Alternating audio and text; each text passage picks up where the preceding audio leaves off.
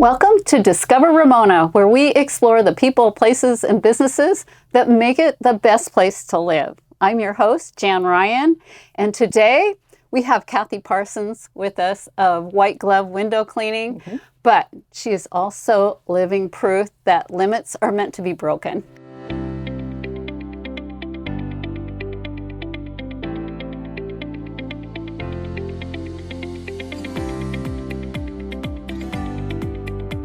Oh, yeah. So thanks for joining me. First, I'd like to thank you for turning me on to Discover Ramona. I listened to all the back ones in one day. Oh, and I learned a lot about this town that I didn't know. And here I've lived since 1971. So thank you very much. Oh, you're welcome. There's so much to learn about Ramona. Yeah. But you are truly amazing and actually my gift to Ramona for the new year. Oh, well, that's very flattering. So inspiring. Well, I have to say my upbringing was very physical. My parents rode motorcycles up and down Baja before the pavement, so we were raised on dirt bikes. And so, and then my husband didn't like motorcycles, so, you know, we started having a couple of kids, and that was kind of a sidetrack, and got into construction. My dad trained my husband. I already knew construction. Love it. And so then, you know, we already had a good physical basis. Then when my daughter got to be a teenager, she started really getting into working out, CrossFit and all these other programs. And she started ultra running. That's, how did she start with that? I mean, what got her? You know, I think it was just somebody she knew, and there was like, you got to come and see this. And so she went and supported. You know, your support. And then there's such a neat camaraderie around people that like to hurt themselves running too long. Crazy things. That's crazy things. And so she started running 50Ks. So I started running when I was 59, 50Ks with her. And of course, she's a lot faster than me. I always look at the cutoffs like, can I make it? She actually, we did a 100-miler, which was the Kodiak, and she won some prizes because I think she was either third or fourth. So, I cannot imagine a 100-mile run. Yeah. Well, it took me 30 hours, so. Wow. And that's nonstop. It's nonstop. No sleep. 30 hours. All day, all night. Wow. Yeah. I'm just amazed. Thank goodness for aid stations. Oh, man. So how do you keep awake? They serve flat Coke, about this Really? much, Coca-Cola. And that's what I like. I mean, otherwise I don't drink Coca-Cola because I don't think it's really healthy. Yeah. But under those circumstances, it does really keep you awake. That's amazing. Yeah. So and then there's flat Chewies and stuff that have caffeine. Yeah, but you keep going. Do you get exhausted or Yeah. you get exhausted, but do you get sleepy? You get real sleepy, but you go through phases, especially at night. But once that sun starts rising and you see the sunrise, it's like you wake up inside and it's just so, all right. And you get another push. There must be nothing like that. Yeah, nothing as good as that. And then, you know, it wasn't like we were just wanting to be straight runners. We like adventure. So we did a 2-week trekking in the Himalayas. Wow. Yeah, and we've done river rafting down the Grand Canyon. And how long were you rafting for? That was a 10-day. Nice. Yeah, so that was cool. I mean, it was physical too, but you learned a lot about rocks. Yeah. I love rocks. I have 3 favorite things: sunsets, flowers, and rocks. Oh, that's great. So in nature, things. Yeah. And then we did the whole John Muir Trail, and we did the Sierra High Route, which is a route where there's very little trail. So you're cross-countrying over passes.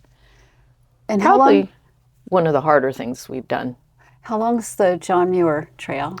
It's about officially 211 miles, but you got to go out and get your food sometimes. So it varies by who will come in and bring you food. Yeah, and you went with your daughter? My daughter and my son did that. That's We did amazing. it together. Yeah, that was a fun experience. And the only thing we saw some bears out there, but they ran from us. They were more afraid. Oh, wow. Well, that's good. Yeah. And what did you say was your hardest? Ouray, Colorado. It's a 50-miler, and you go up and down, up and down, up and down, till you have about 24,000 feet of elevation gain and loss. So that was, Wow. yeah, that was real hard. And was that mountain trekking? Were you Yes, climbing rocks? very difficult trails. Some of them are all rutted out. There's thunder and lightning, and there's wild animals in the middle of the night, and there's a lot to think about. In fact, it's better not to think about it. Especially if you're in the dark. Yes, yes. So you must have amazing headlamps. Yes, we have headlights. You can wear the tracking kind that comes here, and then we kept going through batteries a lot, so that was a little bit of a problem. So you had spare batteries? We carried spare batteries, but we were having to change them too much, so they've improved even in the last couple of years. So. And then the Himalayas too. Yeah. Tell me about that. Well, it was really a nice experience because the gal that took us, I think it was one of her first, and it was just her, myself, and my daughter, and then the Sherpas that carried the real heavy stuff. They're packs, and these are kind of short guys. Yeah. 90 pounds. Wow. And So they're trekking along with you. Yeah, they carry a band, and then they kind of hold it back here. I can't imagine. But my daughter said, we want to do the real deal. So our packs were about 40 pounds too. Wow. So that was cool. But the funnest thing, it was the funnest thing was we brought toys. Yeah. And writing things and color pencils and stuff for the children. Way up there, they don't have stuff like that. That's amazing. They don't even have electricity. So we gave them stuff, and just to see the look on their faces. Oh my gosh, I can't imagine. It was a highlight. Yeah. Wow. Yeah. Wow. So we did Mount Muir, and so I had problems at 21,000 is how high the mountain is, and I think my daughter said I made it within about 250 feet or something. No, really? I'm like, You could brave. no, I'm done.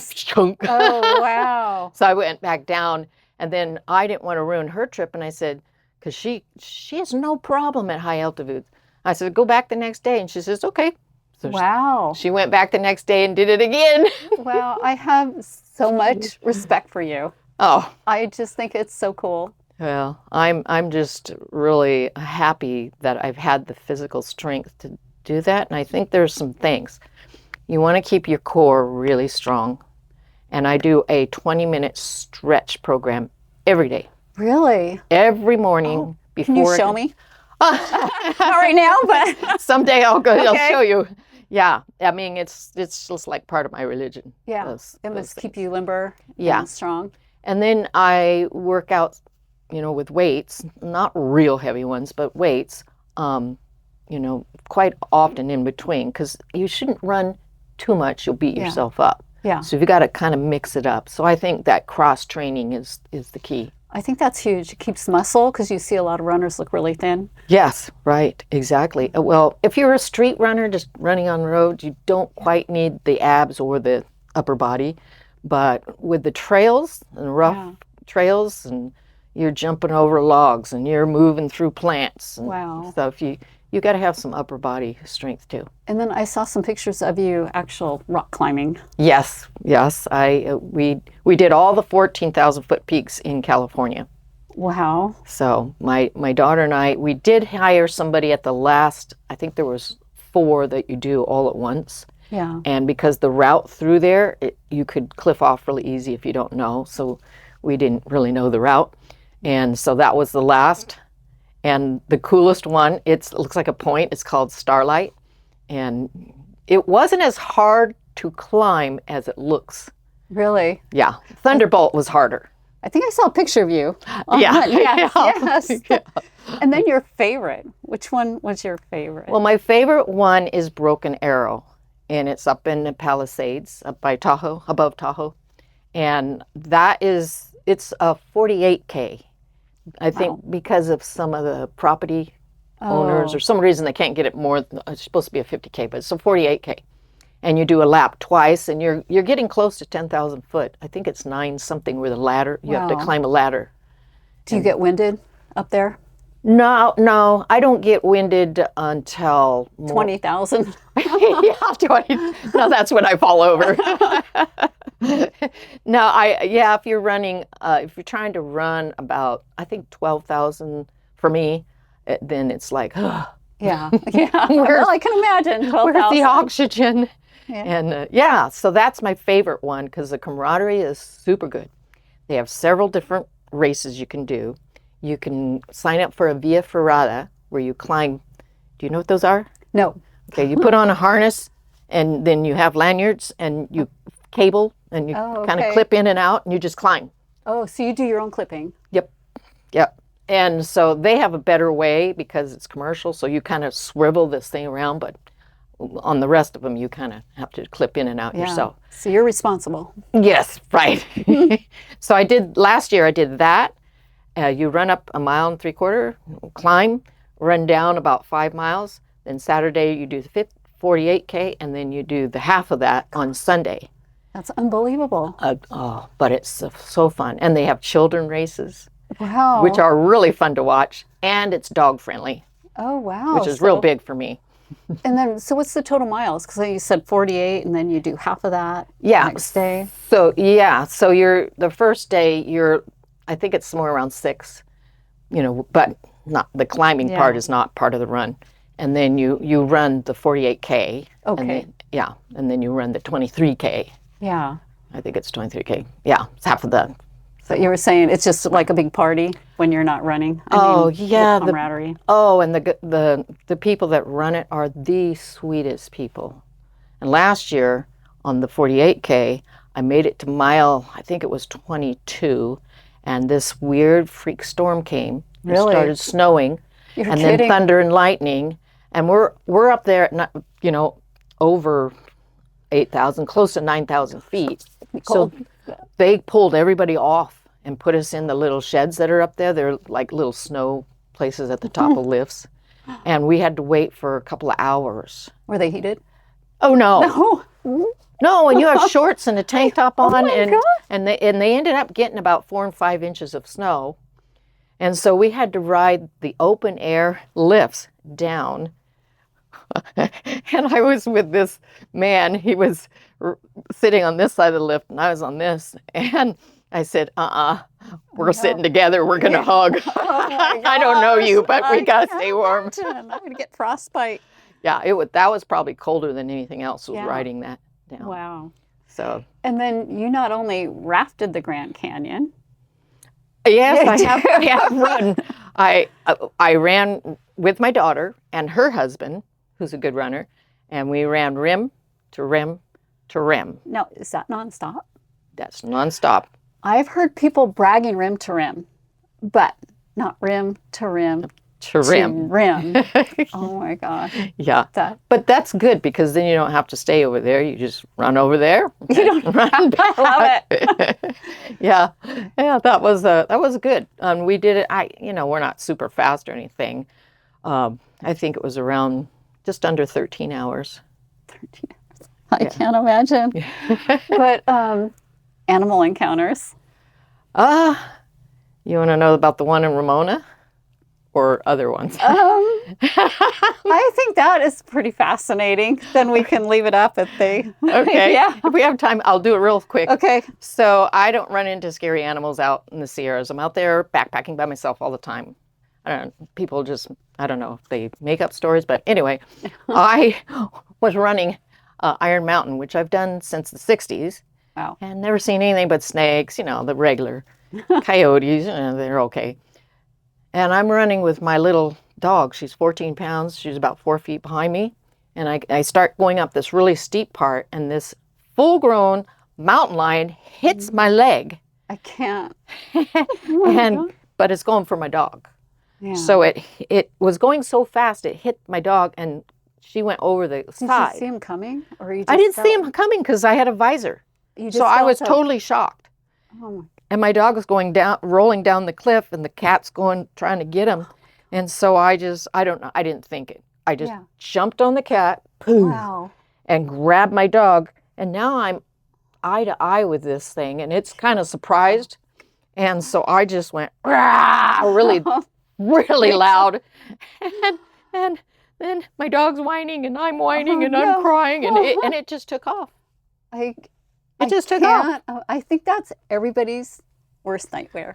But you handled it, and now we know what to do. Yeah, they say, stand up strong to them. Well, yeah, I guess you're supposed amazing. to jump. I don't know. I think I was just fortunate.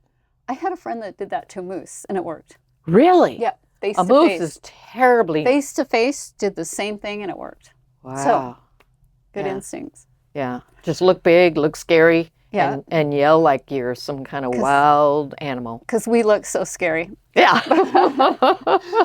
I was afraid it would turn around and get me because I had the dog in my hand. Oh, I knew it wanted to eat my dog. Yeah. Well, you were protecting that. That's admirable. Well, my dog is my baby. Aw. Until my daughter has hers. Yeah. My inspiration is my daughter. And she was never going to have kids. And now she's due Sunday, 2 or 3 days from now. Well, congratulations. Thank you. And I can't tell you how much I appreciate you coming on Discover Ramona and being such an inspiration to me, and I'm sure everybody else. So for somebody that wants to get started, maybe not the ultra running, which is amazing, but just more on fitness, maybe some 5, 10Ks. I would say that they should start very small, depending on their background. If they haven't been doing anything, they need to keep it down to like 10 minutes and just move, run, lift light weights, work on their core, and then build up. But if they already have a background, start with a few miles and go do it. Get in the community. And don't overrun. Yeah. I think some people think if I run harder and longer and every day I go out, I'll get better. Well, sometimes if you're older, you got to watch your knees, you got to watch, your hips, your feet. Yeah. So don't go out too hard. Yeah. Good advice. Yeah. And then tell me about your business. Of course, you're the best. We've used you, so. I've owned White Glove for over 40 years, and it's window cleaning. And I can't tell you how much I love my customers. They're the nicest people ever. And so a lot of them are my friends now. You know their dogs, their grandkids, and they know my grandkids. By the way, my son gave us a granddaughter, so. Oh, congratulations. Yeah, and then we started wearing 2 hats, and we have what's called Snoz Wrap, which is Parsons backwards. I know it sounds funny. I love that. Yeah. And then my husband has a little niche in construction, like raising beams if you want a wall out, that kind of thing. Oh, okay. You mean taking a wall out? Is that what you mean? Yeah. Okay. In a house, a lot of times the houses used to have a lot of rooms, small rooms. Yeah. And now it's like everything's got to be big. Yeah. Oh, yeah. Big and open. So they want a that's wall good to out, know. but it's holding up the roof. What are you going to do? Yeah. Well, that comes up. So thank you does. for that. Now we know. Yeah. But thank you so much. Oh, no. Thank you for letting me be here.